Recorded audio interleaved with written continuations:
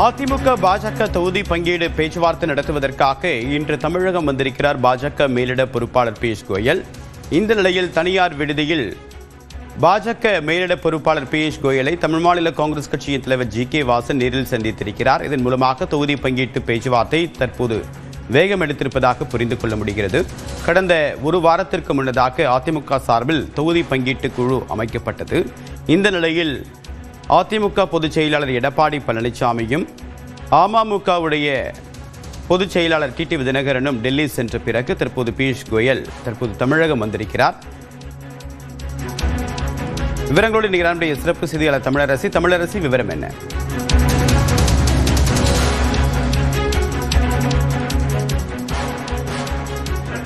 தேவப்பிரியன் மத்திய அமைச்சரும் பாஜக தமிழக சட்டமன்ற தேர்தல் பொறுப்பாளருமான பியூஷ் கோயல் சென்னை வந்திருக்கிறார். முன்னதாக விமான நிலையத்தில் செய்தியாளர்களுக்கு பேட்டி அளித்துவிட்டு தற்போது கிண்டியில் இருக்கக்கூடிய தனியார் நட்சத்திர விடுதிக்கு அவர் வந்திருக்கிறார். இங்கு அவரை பாஜக நிர்வாகிகள் வரவேற்றனர்.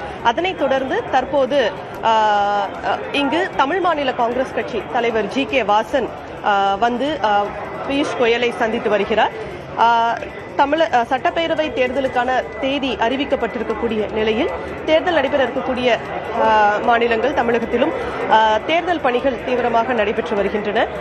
இந்த சூழல்ல ஏற்கனவே அதிமுக பொதுச் செயலாளர் எடப்பாடி பழனிசாமி டெல்லியில் தொகுதி பங்கீடு தொடர்பாக சந்தித்து பாஜக தலைமை சந்தித்து பேசியிருந்தார். இந்த சூழல்ல இந்த சந்திப்புக்கு பிறகாக தற்போது பியூஷ் கோயல் சென்னை வந்திருக்கிறார். முன்னதாக தற்போது தமாகவுடன் இந்த தொகுதி பங்கீடு பேச்சுவார்த்தை நடைபெற்று வருகிறது. பாஜகவிடம் தமாக மொத்தம் 8 தொகுதிகளை கடைசியாக கேட்டு வந்தது.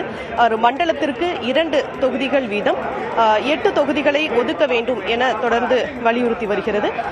ஆனால் 5 அல்லது 6 தொகுதிகள் வரை கட்டாயம் பெற வேண்டும் என்ற தமிழ் மாநில காங்கிரஸ் கட்சியினர் வலியுறுத்தி வருகின்றனர். இந்த சூழலில் இந்த சந்திப்பு நடைபெற்று வருகிறது. இந்த சந்திப்பில் எவ்வளவு தொகுதிகள் என்பது இறுதி செய்யப்பட்டு இன்றைய தினம் தொகுதி ஒப்பந்தம் கையெழுத்தாக வாய்ப்பிருப்பதாகவும் கூறப்படுகிறது. இதனைத் தொடர்ந்து ஐஜேகே உள்ளிட்ட கூட்டணி கட்சி என்டிஏ கூட்டணி கட்சி தலைவர்களும் கிண்டியில் இருக்கக்கூடிய இந்த நட்சத்திர விடுதியில் பியூஷ் கோயலை சந்தித்து தொகுதி பங்கீடு தொடர்பாக பேச இருக்கின்றனர். தேவப்பிரியா,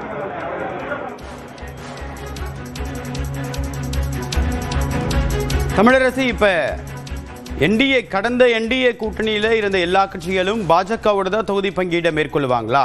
இதுல அதிமுகவுக்கு எந்த ஆட்சேபனையும் கிடையாதா?